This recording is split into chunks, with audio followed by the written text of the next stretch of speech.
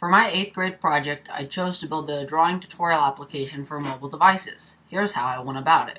A lot of the project was about coming up with an idea and testing it via trial and error to flesh the idea out. My mentor, Rick Fix, and I collaborated via a combination of Skype calls, in-person meetings at Greenspace, and emails. In September, I created about 15 different application ideas with my mentor. After a process of elimination, we chose to build the drawing tutorial app. Lastly, we expanded on the initial idea of the app and made a mind map of the components of the app. This month, I learned the basics of Ruby at rubymonk.com, and I learned about the concept of mind mapping. In October, we began creating the initial prototype of the application. We set up source control using Git to keep track of the progress of the project. After that, we modeled the app, which is the process of taking my ideas from concept to the screen via code. This month, I learned about Git and how to implement my ideas using Ruby on Rails, which is open source software. In November, I coded the functionality of the first few basic user interface screens, making commits using Git along the way. Additionally, I built the menu structures and linked the pages together by using hyperlinks. This month, I learned about hyperlinking, HTML, and making one piece of code reference another. In December, we researched a wide variety of drawing tutorials for the various categories in my app, and we built a database to store them in. In addition, we sketched out a more advanced user interface on paper for my app. Lastly, we refined the user interface via HTML and CSS. I learned more about HTML and CSS, PhoneGap, and some of the challenges that come with doing mobile development. In January, we collaborated to expand the current database to 60 drawing tutorials. Also, we styled the user interface with various icons depending on the skill level. This month, I learned more about Ruby on Rails 3, several database optimization techniques, and preparing images in Adobe Photoshop. In February, we collaborated to link pages together inside the application. For example, skill level leads to category, category to subcategory, and subcategory leads to drawing tutorials. In addition, we enhanced the UI specifically for iPhone users. This month, I learned about the requirements for building an easy-to-use and sleek iOS app. In March, we set up the Xcode development environment to begin testing the app.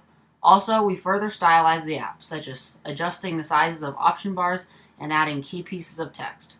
This month, I learned about Google Web Fonts, how to use an iOS simulator, and more about CSS. In April, we deployed the app to a publicly available server on Heroku, and we converted the database from SQLite to PostgreSQL. We built a system to track the user's selections when going through the process of choosing a drawing tutorial. This month, I learned about deploying my app, session variables, and optimizing images for my app. There were many techniques that I used to achieve my goal. First of all, communication and collaboration were key skills. Communication allows for individuals to bounce ideas off of each other and obtain new and useful information. Collaboration allows for projects to be completed quickly at a high level of quality. Also, I use the thinking that most problems in programming are not unique. One simply just needs to research the problem, and 9 times out of 10, there will be a solution that is available online or in books. As a classic programming saying goes, you do not need to reinvent the wheel. In addition, I was dedicated and diligent. Both of these skills are extremely important in all aspects of life, and they helped me to complete the best project possible. I never gave up and paid 110% attention to the problem at hand. Fourth, I always wrote down my ideas. If I needed to leave and I had a crucial idea, I would jot it down so that I could look back on that idea later. Lastly, but perhaps most importantly, I spaced out my time commitments and was consistent in them. I worked approximately 3 hours a week on learning to program and working on my app. I rated my success based on how much I learned about programming during the creation of my app. Additionally, I evaluated my success by the feedback that I received from users of my app, such as my mentor, friends, and family. I am very confident and proud of how my product turned out. In fact, I believe that the final product far exceeds my initial expectations. Although my application took a great deal of work and time, the final product is both aesthetically appealing and easy for anyone to use. As a novice developer, I would rate my app 10 out of 10 for how I chose to evaluate my final product. Without a doubt, I gained a huge amount of programming experience and knowledge with this project. Starting out, I learned the basics of programming in Python. Additionally, I learned about Ruby on Rails, the language that my app was programmed in, and CSS. Also, I learned about managing the changes to my app with source control using GitHub. Another language that I gained knowledge of was HTML, the language that all websites are programmed in. The list of what I learned is extensive and includes learning about object-oriented programming, web servers, PhoneGap, Adobe Photoshop, and hyperlinking.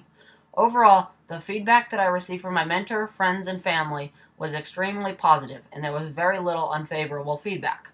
I took the negative advice that I received as constructive criticism, and I changed the aspects of the application accordingly.